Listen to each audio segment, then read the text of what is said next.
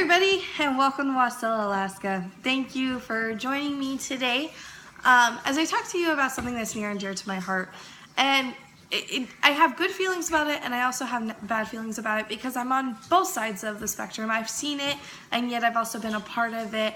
I understand it, and yet I can see where people come from. But first, I want to tell you a little bit about me.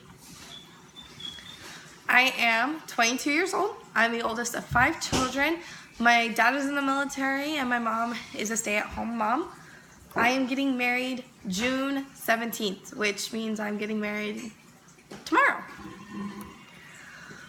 Also, I have a dog, and my dog is a service dog, even though he looks like a lazy couch potato right now. So, I'm going to show you these images, and I want you to think about them. What do they show? What do they portray? How do they make you feel? So here's another set of them. Again, how do you feel? What do they portray?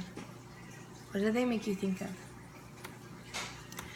So, story time! So, I served my mission in Charlotte, North Carolina in 2015 to 2016.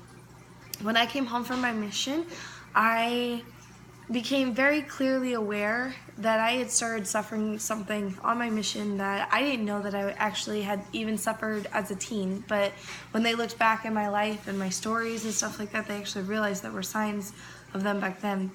But I suffer from social anxiety, depression, and then I've had a few panic attacks in my life. When I came home from my mission, my depression got really bad. I didn't exactly know always what to do, and so my parents decided to get me a service dog. He was trained specifically for what I needed, but the story that I'm going to tell you happened during his training process. As we were training him, I went to Walmart one day with a friend of mine, and we were getting some stuff because that's just what friends do. We go when we get stuff at Walmart. As I took Hudson in, this was still in the training process. He didn't have his training vest on because it was too small.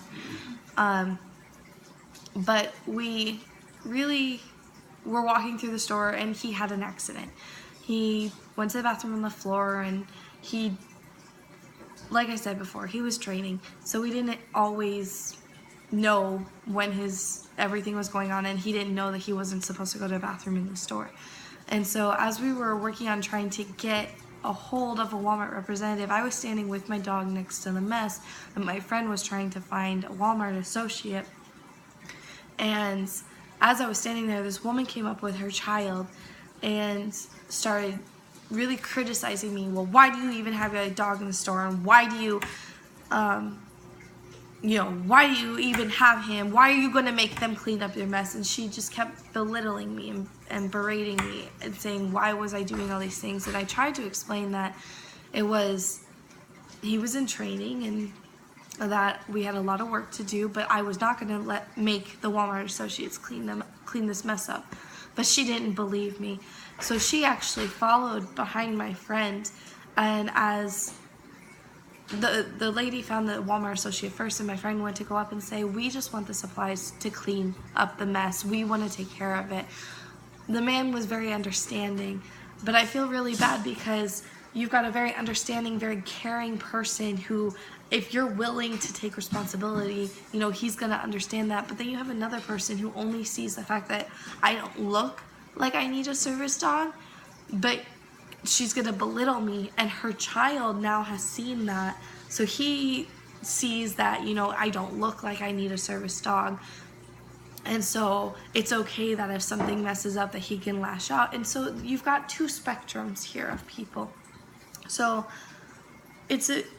service dogs and service animals have a very wide range of myths and truths and what people think, and it's always a constant change.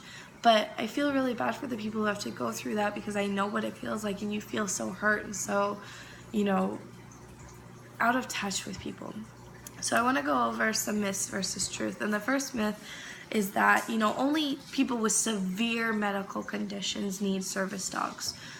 I can tell you that's a lie.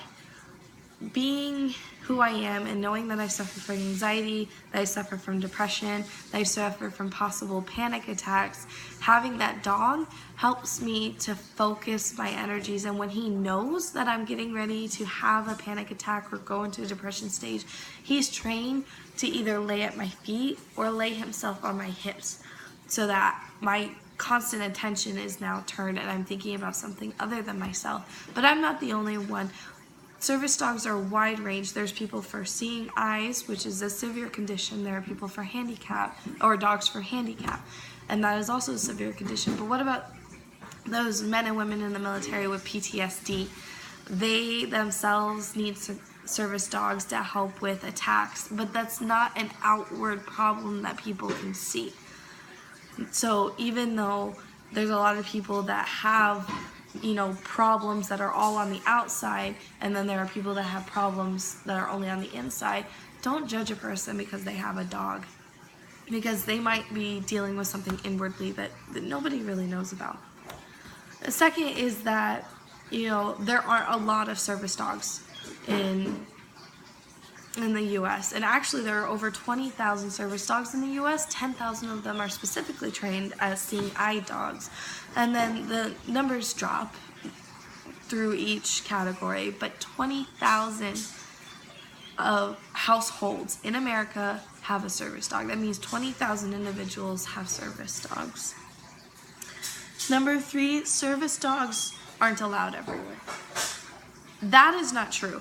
According to the ADA, which is a bill that the government passed to help people with disabilities, there's a specific act that specifically focuses on service dogs specifically, and that act allows for a service animal or dog, they specified it for dog recently, but the original statement was that a service animal is allowed in any facility, federal, government, anything. It is allowed everywhere. So why should you care? You know, what does this do for you? And the reason I feel like you should care about this situation is because what if you had a child that had a severe disability and you didn't know how to give it love or attention, and the doctors kept saying, you know, it needs more, but you don't know how to give more to that child. So I want to introduce you to somebody. I want you to meet Kai.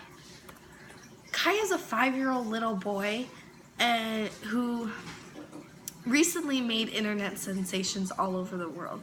He made internet sensations because this boy has a small problem with, not a small problem, sorry. He has a problem with